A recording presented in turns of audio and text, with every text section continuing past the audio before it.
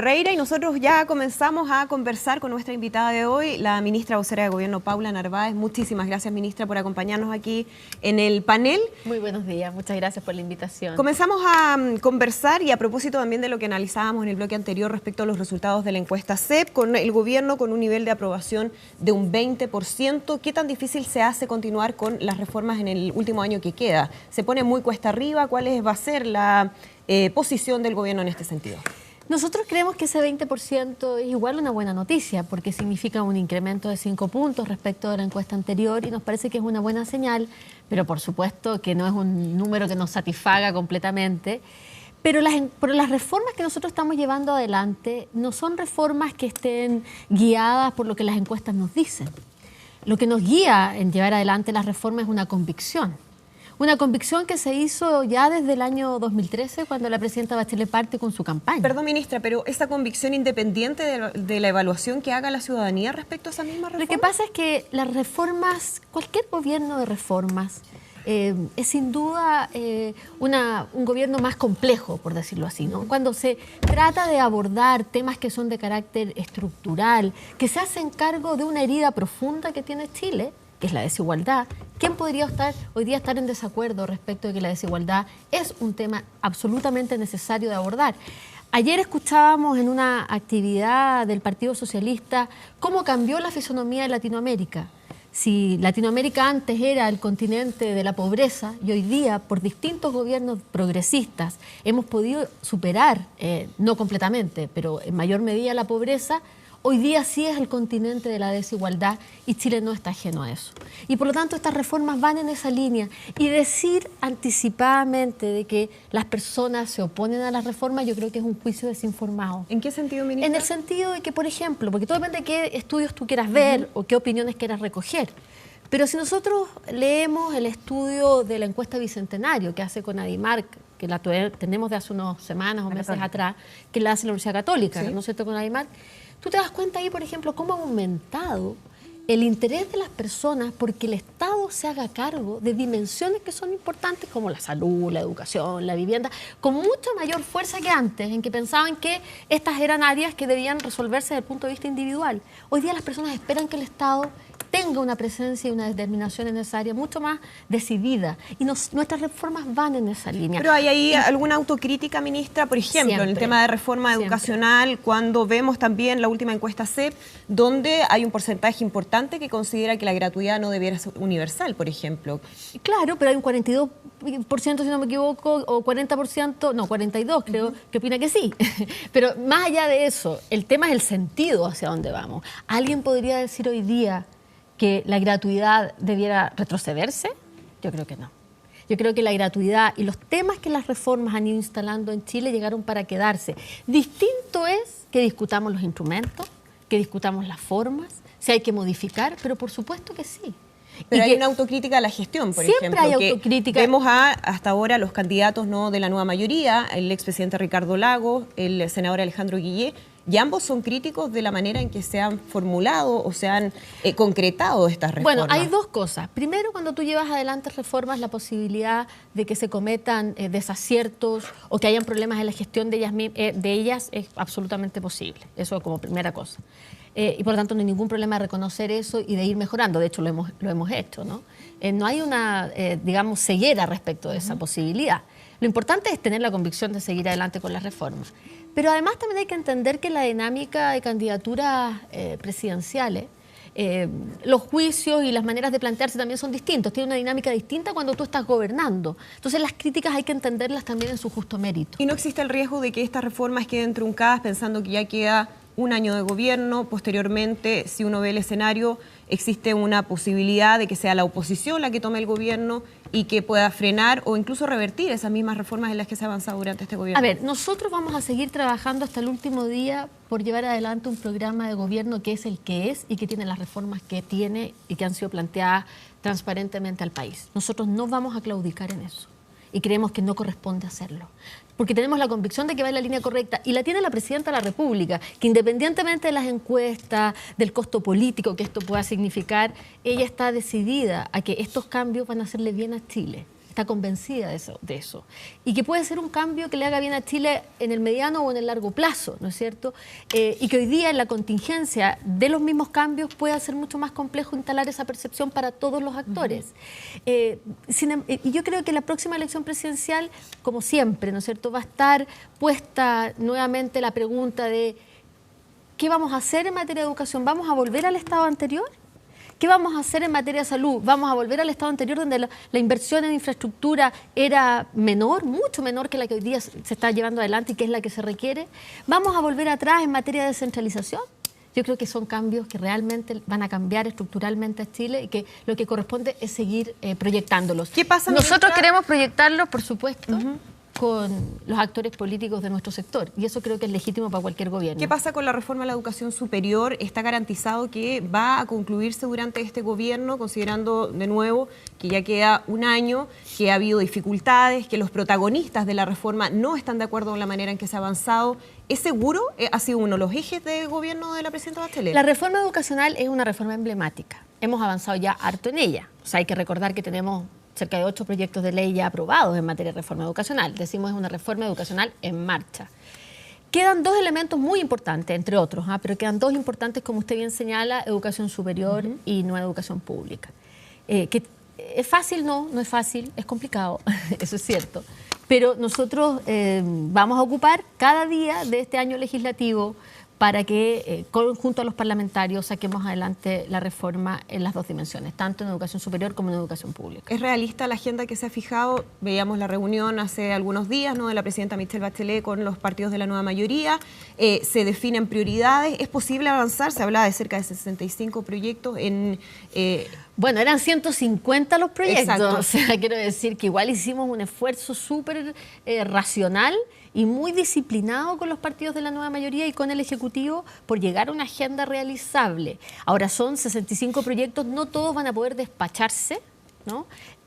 Pero la gran mayoría de ellos, ¿no es cierto?, los que son más sustantivos, por decirlo así, que están en el corazón del programa de gobierno de la presidenta Bachelet, por supuesto que serán despachados y esperemos que sean proyectos de ley con el apoyo de los parlamentarios. Yo estoy segura que los parlamentarios de la nueva mayoría querrán de estar del lado de la solución y no de los problemas. ¿De no concluirse el proyecto de reforma a la educación superior sería un fracaso para el gobierno? Es que yo no me voy a poner en ese escenario, creo que no corresponde adelantar fracasos o éxitos antes, lo que corresponde es centrarse día a día en la tarea y en eso estamos. Cecilia Pérez. Ministra, una pregunta, ¿no es un poco un diagnóstico voluntarista pensar que el gobierno puede seguir adelante al ritmo que está proponiendo, o más bien comunicando usted acá, cuando existen, y lo comentábamos antes que usted entrara, todas las áreas de gestión reprobadas por parte de la ciudadanía, cuando existe una mayoría abismante de ciudadanos en contra de las líneas de acción, para no decir las reformas del propio gobierno, y cuando aún es más, la coalición,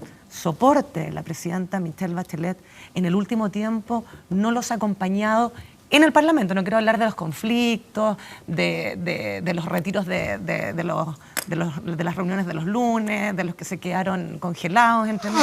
No, me refiero particularmente en el Parlamento.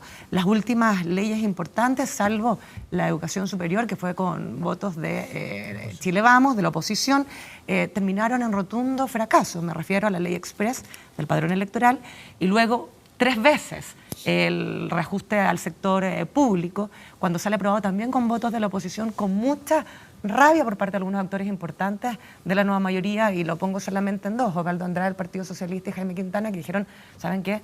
Nosotros nos restamos y siguen aprobando proyectos con la oposición cuando parte de la democracia es justamente dialogar. Entonces, dado este escenario, ¿cuál es el incentivo, sobre todo en la coalición, a poder acompañar a la presidenta Bachelet hasta el final? A ver, yo creo, Cecilia, que 2 cosas aquí, porque se confunden un poquito los niveles de análisis.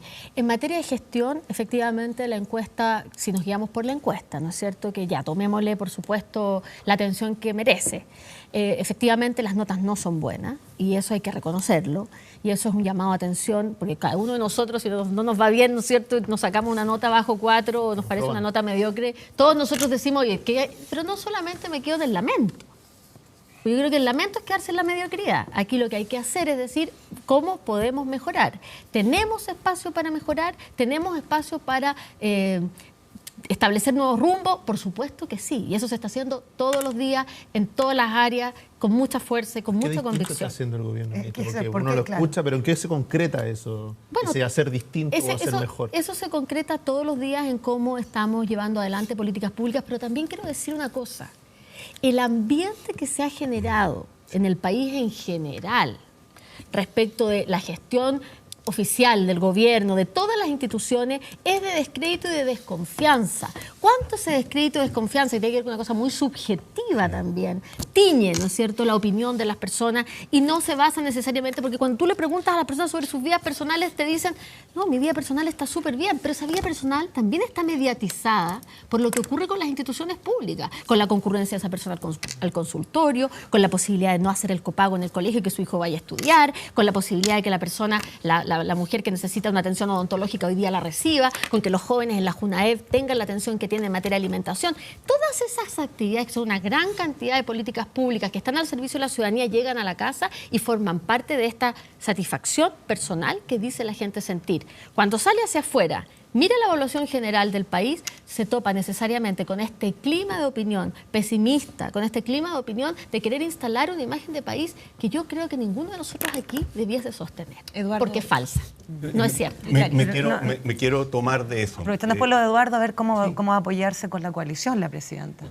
Yo me quiero tomar del último comentario de la ministra. Miren, yo creo que es muy fácil caer en la política de seguir emporcando el cuadro, con una mirada súper comarcana además. Yo le tengo mucho más temor a lo que pueda pasar en este país, lo comentábamos fuera con la Cecilia, dado el cuadro internacional, por ejemplo. Creo que ahí hay una situación que deberíamos mirarla de una manera un poquito, porque es un cuadro muy, muy complejo, muy, muy complejo, y que nos va a repercutir fuerte, si es que las cosas salen mal, y pueden salir mal en muchos lados. Entonces, a mí no me costaría nada en la política de trinchera, en la política de la cuña, en la política de venir a este programa como digitado, digamos, con cuñas armadas por el secretario general de mi partido o por el jefe o la jefa de gabinete de la ministra, venir aquí a decir tonterías, a tratar de sacar pequeño partido en un cuadro como el que estamos viendo. Este es un espacio de educación cívica. Yo quiero decirlo con mucha claridad. Creo que si gana la derecha, cuestión que no quiero que pase y creo que no va a pasar, hay reformas que la presidenta instaló que son inamovibles. La reforma tributaria, por ejemplo, que además fue aprobada por unanimidad. A mí me parece que sería hacer campaña del terror, decir, si gana la derecha con cualquier candidato, vamos a echar se va para atrás la reforma tributaria. Lo que ha dicho la porque ahí hay un tema muy clave desde el punto de vista de lo que son las amenazas de déficit fiscal para este país. Esos 3 puntos el país lo necesita, no solo para mayores bienes públicos, sino que para equilibrios macroeconómicos. Totalmente de acuerdo. También con la gratuidad alcanzada. ¿Qué cuestiones se complicarían? Se complicarían 2 cosas que son centrales. Los avances en gratuidad, donde van a haber muy buenos argumentos, además que las restricciones económicas para no seguir avanzando, y donde obviamente yo creo que ya está claro que hay una sensibilidad distinta al punto de vista de la derecha y de la centroizquierda, y el cambio político. El cambio político, donde tenemos discrepancias completas. No hay contigüidad programática entre ningún sector de la nueva mayoría y el grueso de la derecha hoy día. Por eso que es una estupidez aquellos que, por ejemplo, acusan a Mariana Elwin de estar por el camino propio. La Mariana Elwin es una persona inteligente y se da cuenta que la DC está mucho más cercana en términos programáticos de las fuerzas de centroizquierda que de la derecha hoy día. Entonces, en ese cuadro yo diría, apliquémonos criterios exigentes para ayudarle a mejorar el clima del país. Yo recomiendo una columna fantástica de Ottoni, una vez más hoy día sí, en La Tercera. Leámosla toda y tomémosla en serio. Entonces, mi pregunta, colgándome lo que dice la ministra, aquí esta encuesta se muestra cosas muy positivas y han pasado cosas esta semana también que son muy buenas. Me voy a centrar solamente en el cuadro económico. Mejora la percepción de la economía y eso es clave por las expectativas. Sí, pues. Eso significa que las señales que se han dado desde el Ministerio de Hacienda son señales que empiezan a tener un efecto. Si ustedes miran la CEP, no es el cuadro que quisiéramos. No, claro. Y además hemos logrado controlar un desborde mínimo, digamos, en materia de inflación que nos deja espacio para bajas de interés. Y el gobierno no ha resaltado, a mi juicio, que a pesar de la ralentización de la economía, el empleo ha resistido. Yo sé que no son los trabajos que quisiéramos desde el punto de vista de la calidad, pero este es un tema que lo tenemos estructuralmente, no un problema generado, digamos, por el gobierno en un cuadro económico, ministra, donde también ha faltado, por ejemplo, Brasil 2 años en recesión, es nuestro cuarto socio comercial. México metido en una situación complejísima. América Latina para los inversores es México y Brasil en lo grueso. No somos nosotros un país pequeño, pobre, con 17 millones de habitantes. Entonces, estas cuestiones el gobierno debiera resaltarlas para salir de este cuadro tóxico donde hemos también en alguna medida importante autoprovocado una crisis política sin que el país esté ni en crisis económica ni en crisis social. Y yo creo que justamente lo que usted señala, Eduardo, muy importante porque la encuesta CEP, ya que estamos analizándola hoy día, también nos dice, cuando nos dice que menos del 10% de las personas se interesa por temas de carácter político, eso es algo que todas las personas que tenemos algún liderazgo en la esfera pública nos tiene que preocupar sobremanera. Porque si la gente lo que ve cuando se interesa de la política son personas en realidad discutiendo el cómo ganarle al otro o el cómo desacreditar al otro o descalificar al otro, todo el mundo cambia de canal y todo el mundo apaga y dice estos políticos solo están peleando. Y esto que puede sonar una frase muy superficial es muy profunda. Porque en realidad entonces lo que tenemos que hacer, y aquí se dijo algo hace un momento atrás, antes que yo entrara, escuché sobre la importancia de que nos centremos y cada elección presidencial, cada vez que tenemos una propuesta al país es una tremenda oportunidad para demostrar cómo nos vamos a preocupar de la calidad de la política, de la calidad de la política, de la calidad de las políticas públicas, de la calidad de cómo nos tratamos, gobierno y oposición. Yo creo que la gente valora. La oposición tiene un rol fundamental en toda democracia sana. Pero el cómo la oposición juega su rol es tremendamente importante también para la construcción de una clase política que está actuando con el mayor estándar ético, con la mayor transparencia, las exigencias que tenemos hoy día, producto de todo lo vivido en estos años, porque hemos vivido una crisis profunda, ¿no es cierto?, desde el punto de vista de la credibilidad hacia la gente, por hechos que han quedado establecidos en la realidad. Entonces las personas, también es interesante este análisis, perdón que mi dispersión un poquito hacia ese lado, pero cuando las personas dicen mi situación personal está estupenda o me siento conforme con mi situación familiar y personal, pero la del país, una cosa muy, se evalúa negativamente, ¿cuánto de eso tiene que ver también con cómo las personas evalúan el comportamiento de las élites, de las instituciones? O sea, si las personas ven que la colusión del papel higiénico, ¿no es cierto?, le afecta directamente en servicios que son, en productos que son básicos para la gente. Lo que ocurrió con el tema de los pañales. O sea, ya no hay en quién creer ahí, se desconfía de eso. Además, se desconfía, no sé, de instituciones vinculadas al entretenimiento de las personas, en instituciones vinculadas a la política, en otras que son de carácter, digamos, más espiritual también. Es decir, todas las instituciones, la gente se queda con el refugio de lo personal. Entonces, la CEP lo muestra así, ¿no? Una caída en la confianza de todas las instituciones. Eduardo hablaba de los medios de comunicación, pero también la Iglesia, las Fuerzas Armadas. Entonces, los partidos en el cuarto. Los partidos. Bueno, entonces, la exigencia que todos nosotros tenemos, digo nosotros por dar una muestra muy pequeñita, ¿no?, respecto de qué es lo que le vamos a ofrecer al país, yo creo que en este minuto es tan importante tener esa conciencia y creo que la humildad y la perseverancia son dos elementos muy importantes. Digo la humildad como actitud y la perseverancia en las ideas que creemos nosotros abordan la herida de Chile, que es la desigualdad. Gonzalo Miller y Clarisa. Sí, ministra, quizá una de las mejores maneras de mejorar la política es la transparencia, en la contabilidad, ¿no es cierto?, en rendir cuentas. Y cuando usted hablaba del rol de la oposición, en gran medida el rol de la oposición tiene que ver con eso. Sí. No tener ningún compromiso respecto de fiscalizar y cuestionar aquellas cosas que le parecen mal. Más aún en un país donde el 60% considera que el gobierno lo está haciendo mal. Tiene un rol muy importante. Porque aquí tuvimos hace poco tiempo atrás, un par de meses, 3 meses atrás, al ministro Fernández. Y tenía un discurso un poquito parecido al suyo. Usted día menos de ministro. En términos de esta realidad como alternativa, ¿cierto? Decirle, mira la encuesta, de lado hay una realidad que es muy distinta a las encuestas. Yo felicito que ya el gobierno por lo menos no festine con que el 15% estaba en todos lados, ¿ah? Que asuma un poquito y veo entre líneas de su discurso un tono un poquito más autocrítico, ¿ah? Un poquito. Pasamos de la negación a un espacio para la autocrítica, me parece que es sano. Bienvenido. Pero escuchar a las personas, porque yo entiendo a mucha gente que habla mal contra la encuesta y dice, mira, las encuestas no pueden gobernar, y tienen razón. Si las encuestas no están hechas para gobernar, nunca lo han estado. Si el tema es de qué hay detrás de las encuestas, cuando está la preferencia de los ciudadanos, cuando está la opinión de las personas. Hay una obligación de escuchar eso, ¿no? Y de reaccionar. Porque uno no puede decir que escucha, pero sigue haciendo exactamente lo mismo que ha venido haciendo en los últimos 3 años. Si uno hace exactamente lo mismo siempre, no puede esperar un resultado distinto. Porque cuando uno mira algunos tips de la realidad, de lo que estamos viviendo, Araucanía, la familia Luxinger Macay, pidiendo que el gobierno deje de ser creyente, porque considera que el gobierno perdió la neutralidad en el caso. La Universidad Católica, obligada a demandar al Estado. Estamos cuidando el sentido de lo público, el sentido de la imagen país y todo. La Universidad Católica, la mejor universidad del país, obligada a demandar al Estado por incumplimiento de la ley. El Instituto Nacional, la PSU, salió de los 100 mejores. Todos los liceos emblemáticos hacia afuera. Entonces uno dice, los chilenos parece que no creen que ese cambio le esté haciendo bien, como dice el gobierno. Dice, miren, vinimos a instalar cierto cambio que está haciendo bien al gobierno. Porque es complicado cuando le cambian el discurso, pues si la promesa de la gratuidad era gratuidad.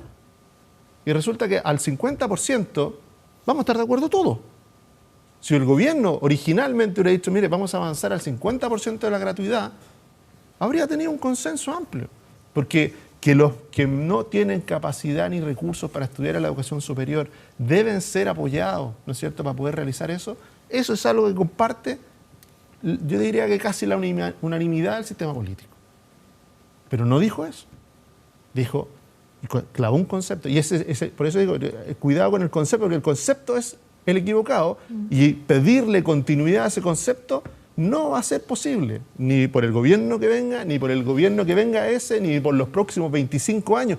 Entonces, cuando estamos hablando de que la gente tiene un descreimiento de la política, obvio, si cuando la promesa electoral hecha en la necesidad del voto no cuadra con la gestión política, por las razones que sea, no cuadra con la gestión política, al menos merece un reconocimiento y una explicación. Ministro. Y es muy raro esto de pretender de que se siga avanzando, pero sin ese reconocimiento en realidad de que no vamos a ser capaces de cumplir. Bueno, hemos ido nosotros diciendo, a medida que ha ido avanzando el gobierno, hemos ido reconociendo cambios en algunas situaciones objetivas del país que obviamente plantearon que teníamos que acotar algunos objetivos como el tema de la gratuidad por razones también de carácter económico, ¿no es cierto? La proyección que se hizo de la economía, el crecimiento económico en el 2013 no era la que ocurrió luego y eso responsablemente significó hacer ajustes de expectativas con respecto al tema de la gratuidad. En materia de principios respecto del avanzar hacia mayores, niveles de gratuidad universal, o que abarque mayor cantidad de personas en materia de gratuidad, no es un objetivo que nosotros hayamos abandonado. Nosotros vamos a perseverar en la idea de que no vamos a alcanzar en este gobierno, eso por razones evidentemente obvias. Pero es responsable obvias. seguir prometiendo gratuidad. Es que no se trata cuando de no prometer, se se trata de mostrarle al país un principio. Y el principio significa decirle que a los jóvenes que independientemente de su lugar de origen tienen garantizado un derecho social. Sí, pero que es hacia allá donde tenemos que avanzar y podemos de entender hacerlo, ese principio, Gonzalo, pero ver que no se cumple. Yo lo escuché súper pacientemente y con muchísimo respeto y calma. Yo le voy a decir, nosotros tenemos la convicción de que la educación es un derecho social y no es un bien de consumo. Y que por lo tanto, los estados están llamados a garantizarle a todos sus jóvenes, independientemente de su origen social, la educación. Conseguir eso en un sistema tan complejo como el nuestro, como un sistema de educación superior como el que tenemos, que es muy complejo, es una tarea difícil que abarca probablemente a más de un gobierno. Nosotros vamos a poder cumplir con esa meta hasta un nivel que no ponga en riesgo la economía del país y haciéndolo siempre sobre la base de la responsabilidad fiscal, que es lo que ha guiado a los gobiernos de la centroizquierda desde que recuperamos la democracia. Por lo tanto, siempre vamos a prometer cosas que son posibles de hacer. Desde el punto de vista del principio y desde el punto de vista del horizonte, el país tiene que tener este debate. Hoy día, en uno de los diarios de circulación nacional, hay un debate en torno a esto, que es importante continuarlo. Nosotros tenemos una postura, los actores políticos tienen otra, y como hay una campaña presidencial ad portas, tendremos la oportunidad de escuchar a los actores que opinan respecto de aquello y se tomarán las decisiones que se tomen. Nosotros como gobierno de la nueva mayoría tenemos esa convicción y ese fue el programa de gobierno de la presidenta Bachelet. No íbamos a alcanzar la gratuidad universal en este gobierno, lo dijimos 70. Por razones de ajuste de carácter económico tuvimos que disminuir, pero eso no significa, no se va a poder cumplir, pero lo dijimos por condiciones de carácter objetivo, no porque no creamos en el principio, que es muy importante, porque la política es llevar adelante tus convicciones. Si ustedes no tienen esa convicción, bueno, tienen la oportunidad en un año electoral de decírselo al país. Nosotros sí la tenemos. Clarisa Hardy. Primero, señalar algo que aparece en la encuesta y que está produciéndose en este programa. Más allá de que una gran mayoría dice que tiene desinterés de la política, se pregunta cuáles son aquellos que declaran que lo tienen, cuáles son sus fuentes de información. Y para mi tranquilidad aparece de manera importante los noticiarios y los programas de debates políticos en televisión. No mencionan las radios, no obstante que no son muchos. Por eso aplaudo, digamos, porque es un espacio en donde es posible tener un debate para aquellos que tienen interés político. No podemos forzar a los que no tienen, para hacer una discusión racional, pedagógica, y me sumo a una educación cívica a través del programa, de este tipo de programa. Entonces, lo digo porque no solo es ministra vocera, sino está a cargo de las comunicaciones. Y entonces hay roles que desde el gobierno se pueden hacer. Sí, y en eso quiero hacer dos preguntas. Okay. La primera tiene que ver con algo que pasa como parte de los no intereses de la ciudadanía, pero que es fundamental. Lo estimó así el sistema político sin importarle de lo que dijeran o no dijeran las encuestas, que era cambiar un sistema electoral binominal a uno más representativo. Casi el 90% de los que contestan la encuesta no se enteraron de que hay un cambio. Son más los parlamentarios que van a competir, muchos más.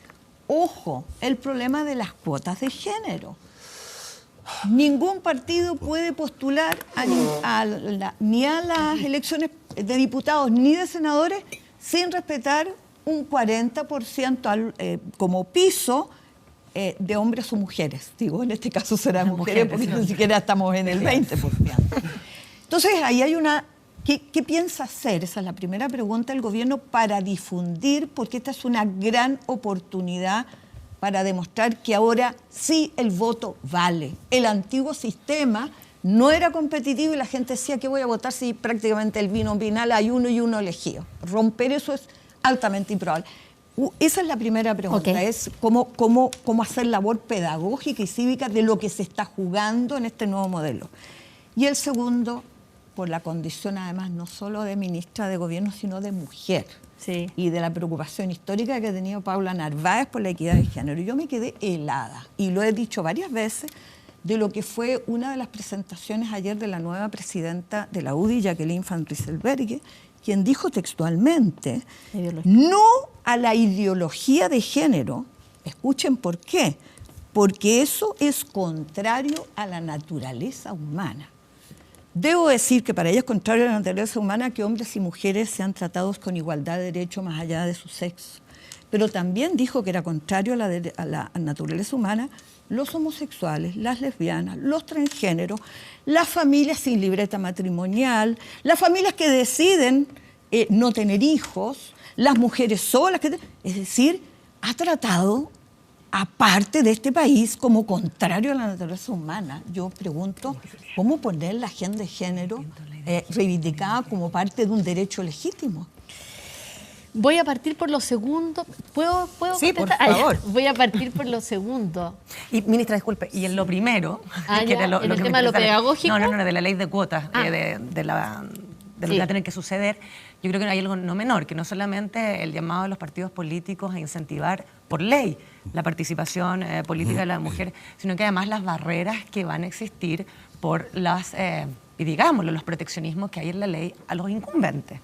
Eso Aquí dice, terminamos el sistema electoral binominal, bienvenido, pero el sistema proporcional quedó con protección a los incumbentes, cosa que para las mujeres va a ser muy difícil también derribar. Ya. Partamos, ministra, por lo último. Voy que a partir preguntaba por lo último que Sí. preguntaba Clarisa, pero en realidad, más que una pregunta, es una oportunidad para un análisis, porque con lo mismo que, primero hay que felicitar a la senadora Van Rysselberghe porque es la primera mujer presidenta de ese partido, electa además por una primaria, lo que es histórico en ese partido, centro-derecha, en la la primera centro-derecha. presidenta. Entonces creo que es muy relevante distinguirlo también eso, pero al mismo tiempo que yo hago esta distinción de carácter histórico, le digo a la propia senadora Van Rysselberghe, si ella sostiene su ideología, esto de estar contraria a la ideología de género, ya no podría ser entonces presidenta del partido. No tiene nada que No, ver, ministra, digo, porque está confundiendo no, cosas. no estoy confundiendo cosas, Absolutamente porque confundiendo ella, cosas, porque al decir- ideología de género tiene un concepto bastante claro. Claro, la ideología de género se refiere No es la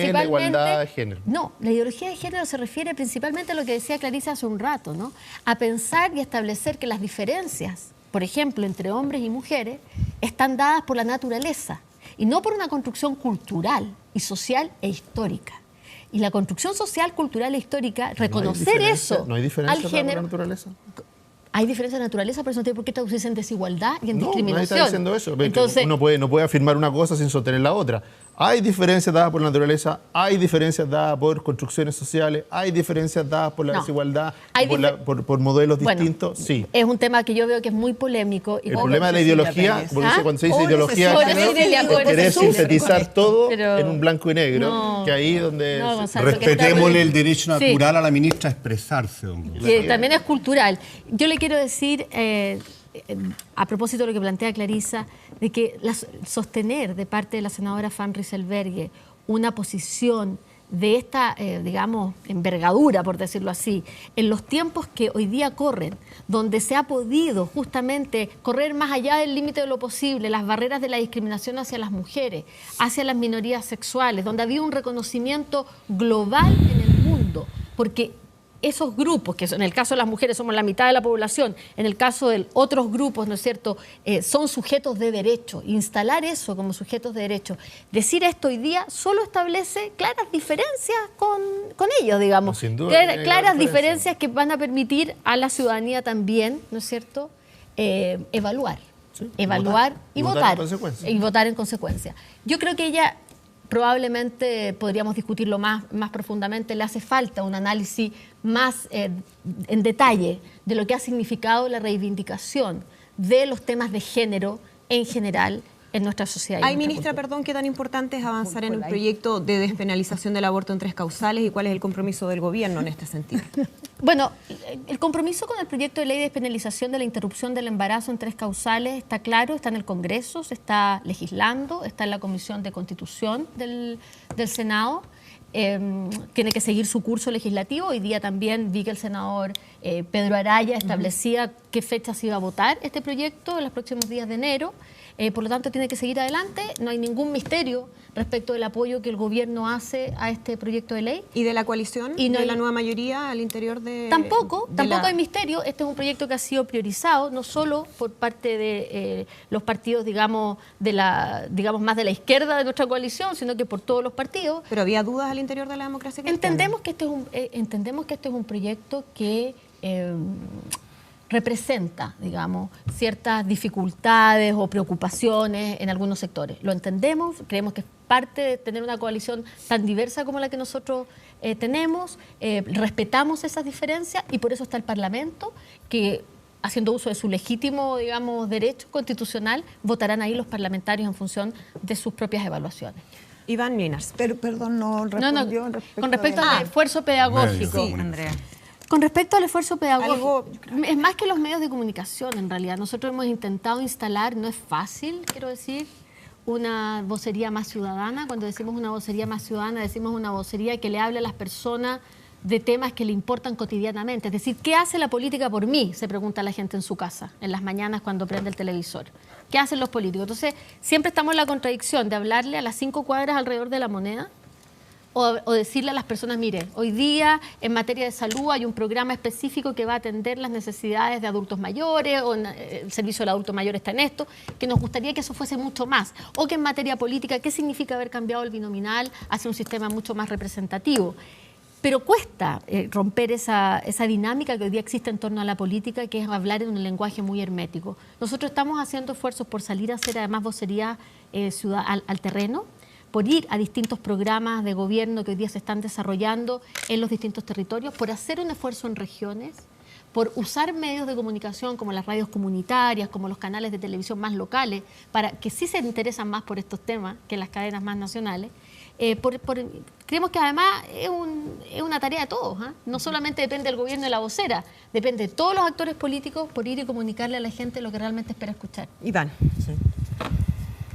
Hoy en la mañana, leyendo el diario en el económico del Mercurio, Perpoé, le preguntan a varios dirigentes empresariales sobre qué es lo que ven para este 2017.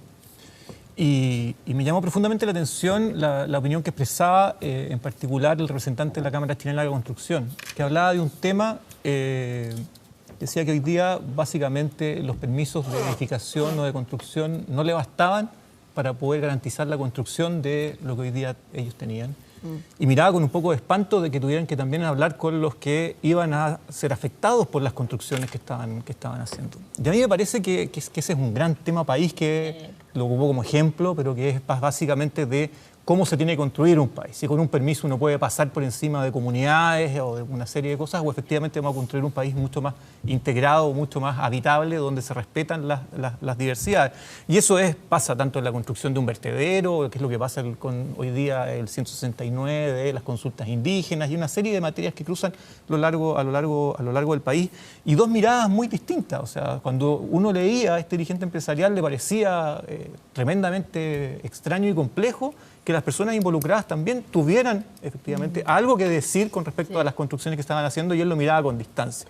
Y hay una parte del país que creemos que efectivamente hay que construir una sociedad que tenga hoy día conversaciones, que sea capaz de integrar a los que hoy día estamos viviendo en este territorio, y no solamente el que tiene un permiso que se consiguió como. Y lo quiero agarrar a algo que es un tema pendiente de la agenda, que tiene que resolverse en los próximos 12 meses, que es la promesa con respecto a la nueva Constitución. Sí.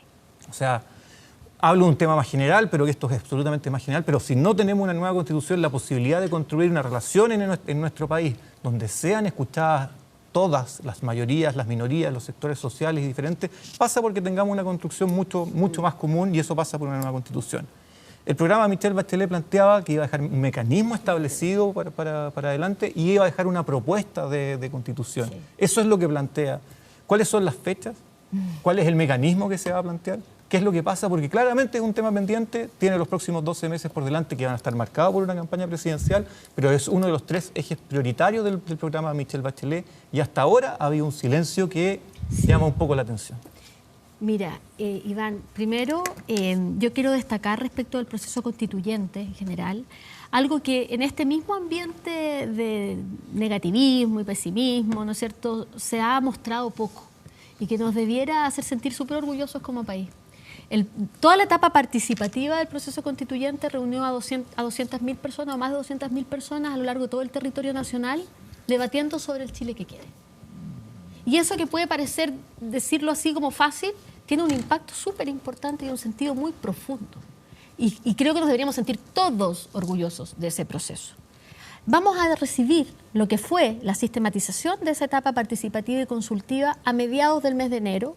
La Presidenta de la República va a recibir de parte del Consejo Ciudadano de Observadores y del grupo de sistematizadores de esta etapa los instrumentos, digamos, de sistematización de lo que fue la etapa participativa. Eso va a ocurrir en las próximas semanas, ¿no?, cumpliendo con el cronograma que nos habíamos establecido, quizá un poquito atrasado, unos días, unas 2 semanas de retraso, porque claro, los sistematizadores se encontraron ahí con que era de una dificultad bastante grande hacer esta sistematización tan compleja por el nivel de participación que hubo. Y luego de eso, la Presidenta, tal como lo planteó en su cadena nacional, tiene que enviar la modificación al artículo 15 de la Constitución. Por lo tanto, tenemos que ir cumpliendo cada una de estas etapas y, por supuesto, una propuesta de proyecto de nueva Constitución.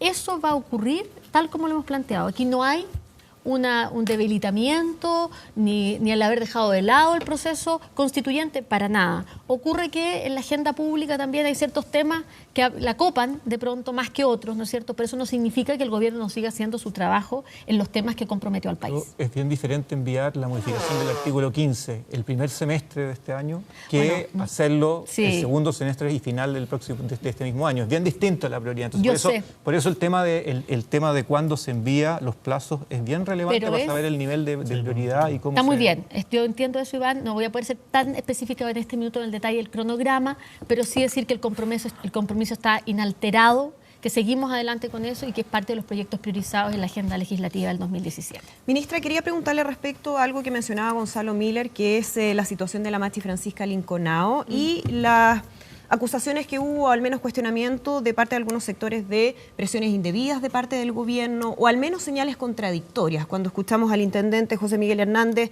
diciendo que el gobierno está abierto a acciones para aliviar su situación penal, después escuchamos al ministro Mario Fernández diciendo que ella está en medio de un proceso, que está cumpliendo con medida cautelar y que quería ser claro en que el gobierno allí iba a ser respetuoso de lo que estaba sucediendo. Hoy día en el diario El Mercurio aparece información de que hubo una instrucción desde la Subsecretaría de Interior para el equipo jurídico, para presionar al equipo jurídico de la Intendencia a aliviar la situación de la Machi Francisca Linconao, siendo que la estrategia o la oposición que se había tenido hasta ahora era mantener las prisiones preventivas de los imputados en este caso. ¿Ha habido presiones indebidas de parte del gobierno? ¿No le parece a usted que ahí había una señal complicada? Por supuesto que no ha habido presiones indebidas y lo que señala el Mercurio hoy día, consultado al Ministerio del Interior, es completamente falso. ¿Usted desmiente que haya habido esas presiones desde Subsecretaría de Interior al equipo jurídico de la Intendencia? Yo lo desmiento. Lo que ocurre aquí es un trabajo de carácter coordinado entre el nivel central y el nivel de las regiones. Ocurre en este caso y ocurre en muchos casos. Como esta era aquí los abogados saben más en términos específicos, pero como esta era una medida de naturaleza constitucional, el abogado viajó hacia la región de Temuco para participar en esta instancia. Y además, en ese mismo momento, había otra audiencia referida a otro imputado en el caso que requería la atención del abogado de la 9ª región. Entonces estuvieron los dos abogados trabajando en forma coordinada. Aquí no ha habido, por lo tanto, una imposición del nivel central hacia la región. Eso yo lo descarto de plano. Primera cosa. Respecto de los demás temas implicados en este caso, primero el gobierno ha sido tremendamente claro en señalar que el asesinato del matrimonio Luxinger-Macay es un hecho horroroso y que nosotros condenamos con la mayor fuerza. Eso quiero que quede claro. Aquí no hay ningún tipo de relativismo respecto de eso. Y que el gobierno está comprometido, y por eso es querellante esta causa, está comprometido a que aquí se esclarezcan los hechos, se investiguen, se tenga que investigar, y que por supuesto se llegue a que las personas que resulten, ¿no es cierto?, culpables cumplan con la justicia como corresponde. Eso de todas maneras. El segundo tema, que yo creo que también es importante considerar y que no es contradictorio con el primero, es que habiendo una de las personas imputadas en esta causa, ¿no es cierto?, imputada, no condenada en esta causa, en huelga de hambre, cualquier autoridad, yo en esto llamaría a cualquier persona sensata a decir, cualquier autoridad persuadiría a esa persona porque deponga su situación o, digamos, su medida de presión, ¿no? ¿Eso ocurre en otros casos, con otros reos, en otras causas? Puede ocurrir en otros casos. Reos, estamos hablando de personas imputadas en un proceso, no condenadas. Con medidas cautelares. Es bien importante la distinción, con medidas cautelares, ¿no? Entonces, aquí lo que se hizo fue justamente intentar, de distintas maneras, que ella dejara esta huelga de hambre porque tenía implicancias muy duras para su salud, ¿no es cierto? Y eso es lo que el gobierno acompañó en su momento. El intendente, así como se reunió con la Machi Linconao, también se reunió con la familia Luxinger-Macay. Y quiero aclarar una cosa finalmente, decir, aquí no hay una opción de que el gobierno, el Ministerio del Interior, deje de ser querellante o no ser querellante. Esto no se trata de un tema de querer o no querer. Cuando hay un homicidio de estas características, el Estado está obligado a ser querellante. No puede cambiar su determinación. No, porque un homicidio de estas características implica que el Estado se haga parte querellante de la causa. ¿Y existe preocupación, ministra, por los últimos hechos en la Araucanía? Hemos visto durante esta semana una serie de ataques incendiarios. ¿Va a ser una prioridad también para el gobierno enfrentar esta situación durante este año que Siempre comienza? es una prioridad y nosotros rechazamos cualquier acto de delincuencia donde además muchas veces se mal utiliza la causa mapuche para justificar estos ataques. También quiero decir es que la multigremial en sus propias estadísticas ha mostrado que ha habido una disminución de estos ataques, lo que no significa que bajemos la guardia. La guardia sigue arriba, la coordinación con las policías se sigue haciendo, estamos encima de cada uno de esos casos y cuando es necesario que el gobierno se querelle, lo hace. ¿Sabe, ministra? Una Sí. sola precisión, porque Ya. resulta que el ministro del Interior, respecto a este mismo caso, recibió a la oposición esta semana. Sí. No sé si usted participó o no participó No, de yo esa no reunión. estaba, pero sé que lo hizo. Le cuento un detalle de esa reunión, Ya. porque el ministro del Interior le transmitió a la oposición que era una decisión política el hecho de no insistir ni apelar respecto a la medida cautelar. Entonces aquí no es algo que el gobierno haya sido ajeno. ¿Ah? Hubo una decisión política respecto de que Ya. se permitiera no apelar a la rebaja de la Gonzalo, detención. pero dos cositas distintas. No, que usted acaba de negar que hubiera habido una instrucción ni que una son presión. dos cosas distintas. Solo para Pero- detallar, Son dos solo cosas. para detallar, el Ministerio del Interior, a través de los abogados, la decisión que optó fue alegar junto con la defensa de la Machi Linconao la rebaja de la medida Pero eso no cautelar. es una que es presión, distinto. eso no es una presión, ese es el Pero- actuar pero- legítimo. Está bien, pero se puede dentro ceder que de- Para un dentro del querellante, contexto... No, es que pues. por uno entiende El ahí que la fiscal familia nacional Luxinger dice esté pidiendo que dejen de ser realmente querellante. la Pero no querellante podemos dejó dejar de ser optar... querellante aunque la familia Luxinger lo pida. Pero el No fiscal vamos a nacional dejar. hace una crítica frente a la decisión del Ministerio del Interior, del No. gobierno, vale decir. Yo entiendo que el fiscal de nacional se ponerse al lado refiere de a la acción de defensa los Linconao. parlamentarios y no a la acción del Ejecutivo. Pero en todo caso, quiero decir que son dos cosas distintas. La acción legítima del Ministerio del Interior como parte querellante del caso respecto de la modificación de la cautelar en forma, digamos, pasiva, el no negarse, por decirlo de alguna manera, tiene que ver con lo que yo acabo de señalar, con la preocupación legítima del estado de salud de la imputada, específicamente. Pero eso no significa que nosotros vayamos a desistir como querellantes del caso en la necesidad de que esta causa Pero usted, se ministra, esclarezca. ministra, Son dos cosas distintas. entenderá que para la familia Luxinger y para todas las personas que Están están detrás de esa pidiendo que causa, la labor del son una Estado opción. o esta posición del Estado que a veces está con la defensa y a veces está con los creyentes, No. para ellos al menos... La misma- al menos que la le misma ofrece familia frustración. Luxinger- La misma Al familia menos le ofrece Luxinger, frustración. Gonzalo, Sí, perdón, perdón, Clarisa, sí. la misma familia Luxinger en su minuto pidió evaluar el estado de salud de la Machi. Sí, Sí, de lo que los sea, propios. respecto al cuidado de la Todos, salud. todos de estamos en la eso. cautelar. Pero no Todos han estamos en estado. eso. Iván. Yo sincera- Más allá de, de Sí. preocupar del estado de salud, Eso es obligación del Estado. no. Pero- El propio, en algún momento, él es entrevistado y él señala que sí Está a favor de cambiar la cautelar. hubiera un cambio a la cautelar si eso afectaba las condiciones de salud de la... Iván. En delitos de cuello Yo- blanco también Iván. el Consejo de Defensa del Estado se ha allanado, digamos, A mí una de las cosas que me cautelares más. a mí una de las cosas que me sorprende que se haya transformado en un hecho político relevante y se trate de utilizar contra el gobierno una serie de cosas de que se ha planteado un acto humanitario total, Sí. que era efectivamente terminar con que una persona, una mujer, estuviera detenida por una cantidad sin ninguna condición durante meses, sin tener hoy día un fallo de un tribunal que la tuviera ahí y tener una medida cautelar que le reemplazara a la que hoy día estaba teniendo, la cual la tenía en serio peligro. Eso me parece que la derecha ha mostrado una falta de humanismo con respecto tremendo. Y entonces no va a tener la ahí misma consideración y respecto a ahí todos los casos. y ahí El es gobierno donde del y ahí es presidente donde Piñera tuvo y ahí es donde consideración en el caso efectivamente Yaitul. Tuvo la consideración cuando estuvo Yaitul en huelga de hambre. Entonces, Recordemos, si los creo gobiernos que ahí es puestos donde- en este caso, todos vamos a tratar de cuidar. Por algo en Chile dejamos la pena de muerte atrás, ¿no es cierto? El acompañamiento No. yo creo que es esencial. Lo distinto es O sea, cuando nos uno, perdemos. a través de acciones judiciales, da señales Pero- contradictorias. Y claramente esta semana hubo una señal Pero contradictoria. ¿cuál es la señal contradictoria? No he si terminado de eso- hablar. si- Entre mira, el intendente... no he terminado de hablar. yo Entre el estaba hablando intendente... de- Está hablando Sí, Iván, sí, no sí, le sí, voy a interrumpir. Cecilia, Perdón. Estamos hablando de unos Dejemos que Iván termine en la este idea país, que él el va planteando. órgano que persigue los delitos es el Ministerio Público.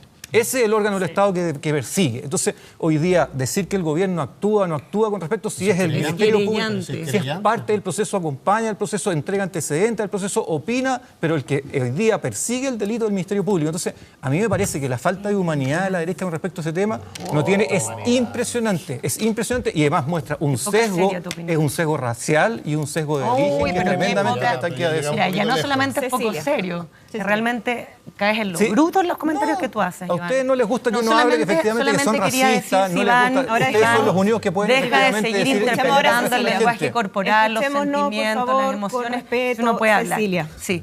No, yo solamente le quería representar a la ministra vocero, más allá de todos los temas humanitarios que ningún chileno bien nacido se podría negar. Incluso Clarisa recordaba, y la frase de los hijos Luxinger-Macay es clarísima: nosotros queremos justicia, no venganza. Exacto. Y esa es la línea de decir que estaban profundamente preocupados por la salud de la Maxi Linconao.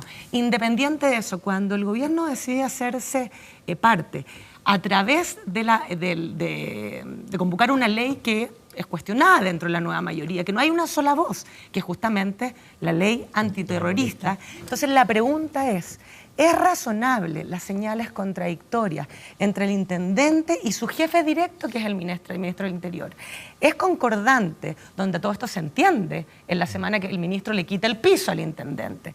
¿Es concordante como señal contradictoria la postura legal que asume la acción penal el gobierno a través de la intendencia? Esa es la pregunta. Es que, Cecilia, partimos no de todas las burras que decía Mlinars. No sé, pero aquí parece que los únicos que hablan cosas interesantes son quedémonos con el gesto de Jorge Luxinger, hijo, ¿cierto? Quedémonos con el gesto de Jorge Luxinger, porque por eso mismo. Ustedes por eso como mismo, porque gobierno partimos obstruyen, de supuestos, mejor retírense, Cecilia, por eso te digo. Cecilia, partimos por supuestos distintos, porque tú partes por el supuesto de la contradicción. Nosotros no creemos que haya contradicción entre las dos cosas. ¿Por qué? Porque somos capaces de decir, esto es un crimen horroroso que debe ser esclarecido y debe ser sancionado con el máximo rigor de la ley.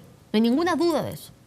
Segundo, somos capaces de entender que en este proceso una de las imputada, no condenada, claro. Es que sí, nosotros, pero lo importante es que la gente en la casa también lo tenga claro, porque nosotros podemos contribuir a desinformar y aquí tenemos que informar. Entonces, nos damos cuenta que entran en una huelga de hambre, ¿no es cierto? Como entró Yaitul en la época del gobierno del presidente Piñera y tuvo que hacer todas las modificaciones que hizo justamente para rebajar. Porque lleva meses detenida sin tener un fallo de tribunales. Bueno, eso es lo importante. Porque y la medida alternativa de arresto domiciliario total. No, y ese arresto domiciliario, perdón, sí. Y ese arresto domiciliario total en nada perjudica la investigación que se lleva adelante. ¿Qué es lo que importa? Que se investigue y que se sancione en un marco de Estado de Derecho. Y eso es lo que vamos a garantizar. Pero yo vuelvo al tema que no me han querido responder.